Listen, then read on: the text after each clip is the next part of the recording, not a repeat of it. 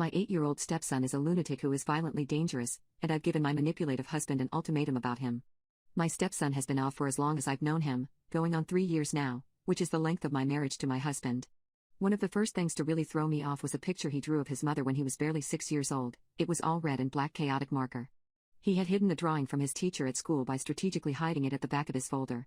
When I asked what all the red was, he confirmed that it was blood and that in the picture, his mother was covered in a lot of little CTS as well as red from her eyes, but he didn't know why. He eventually settled on the story that she fell off a bike. After this, I caught him as he was spilling water at the top of our wood staircase because he knew his older sister would walk up without socks on and slip back and fall, which would satisfy some vindictive plan to get back at her for upsetting him earlier. This was one of the first times watching him and my stepdaughters by myself. I was shocked. At 6. He was 6 years old and already knew how to plan a cruel way to seriously injure his sister. He bragged to me once that he had stolen money from a younger child just to rip it up in front of him. He strangled another child on the playground last year. He apparently flipped a table at his mom's house when he was upset just a few weeks ago. He's expressed that he wants to unalive his mother so that he could run the house. He's expressed that he wants to unalive his sisters during fights with them. I started hiding the kitchen knives at this point. His oldest sister upset him once outside, so he used an BB firearm to shoot at her. Had it not been captured on our outdoor alarm camera, it may have been hard to convince my husband of this. He has said plenty of times now that my being upset about these incidents has only compounded his stress and has made him feel like he's the whipping boy for my concerns.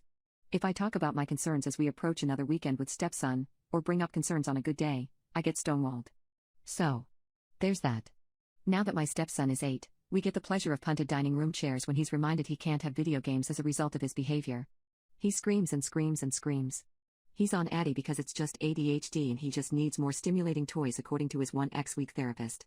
Yes, she says this even though she knows about the death threats. And the physical violence. And the pooped-up drawing of his own mother. And the times where he's been aggressive with my son, 5M. And the escalations in general. And the time when he said on a nice walk outside that he'd like to find a squirrel just to eat its tail off and laughed. And the baby talk. Oh my effing god, the effing baby talk. This kid regresses hard. Today he walked around with a water bottle like it was a baby bottle. He babbles with his dad. I have to physically leave the room and put in headphones because it creeps me out so much. His speech is legitimately unintelligible when he's in that mindset. Even his movements start mimicking toddler-like behavior. I've told his therapist about it, but it never gets addressed, which is wild to me since that seems like a major red flag for trauma. In fact, I am the only one out of 2 step-parents and 2 bio-parents who sends visit-by-visit detailed updates on all the behavioral escalations from stepson's time with us. His mother apparently tells the therapist that everything is fantastic at the other house, so my updates are, quote-unquote, very helpful. To make matters worse, I do have diagnosed PTSD from experiencing domestic violence, which almost ended my life, so I was in fight or flight mode before, but now I am living, sleeping, and breathing fight or flight around this kid. He's only getting bigger and stronger. And angrier. Like tonight. Tonight. He was kicking a soccer ball in the house. I said, if you can't stop kicking that in here, the soccer ball is mine. So, he whimper-whined as he kicked the ball as hard as he could to hit a couple walls in the house. Then he whined and did it some more as I approached. I said okay, it's mine, calmly, and I took it with me. Stepson threw a chair down, totally expected, unfortunately. He started pouting and shoving things in the house, slamming his door dozens of times as loudly as he could right across the hall from my sleeping son, 5M. Screaming at his dad for continuing with the family movie night without him, which was due to his behavior. More screaming. Stepson finally got fed up with us ignoring his behavior, so he lurked behind the couch where we were sitting, picked up a dining room chair and threw it at a glass door right next to us. After that was a blur of screaming, my son waking up shaking and sobbing upstairs, my husband trying to get stepson to his room, stepson telling me he wanted me to die, telling my husband he needed to die, screaming, screaming, screaming. I wanted to call 911, but I needed to calm my son down. My stepdaughter hugged me and helped me calm down my son. I wish I had called 911. I am almost sure I will need to in the future. God, I wish I'd called. Later, I told my husband that we need to solve this problem in any way we can, or I will need to take my son with me and be safe somewhere else. I also told him the next time I hear a threat I'm calling 911. My husband started sulking about how I was leaving, then, and that I needed to have more compassion for him.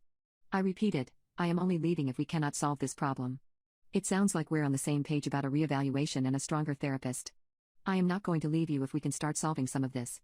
So you're leaving then? This will never get solved to your satisfaction. Not on your timeline. I said that I never had a timeline and I still didn't have any agreement on a step toward at least some solution. My solution, I told him, is to have my son go to my parents' house during stepson's visit so that I know he'll be safe. My parents know what's going on and they know that there's likely not much we can do otherwise. I will probably join my son during these visits if the problem still stands, given the fragility of my mental health at this point. Well, that's no way to live, my husband said. I agreed, but also, I have to do something about this. My son does not deserve to wake up to screaming and furniture throwing. It is goddamn traumatic. I am confident in my solution: get my son and myself out of the house when stepson is here if there is not a better solution in place. I've read books, listened to podcasts, and watched webinars, and according to all of these things and the experts, discipline is not a solution we can turn to, either. We both have no idea what to turn to, which brings me to my central dilemma. I am about to leave my husband, whom I love, because there really isn't much of a solution for what I believe to be a dangerous child with increasing anger and strength to act out that anger. I have no problem doing what's best for me and my son, but my husband is reacting to this ultimatum as though I will never be satisfied with any solution and that there's nothing more to be done. I think we're both right. I'm right for wanting to work on this, and he's right for thinking it might be unfixable.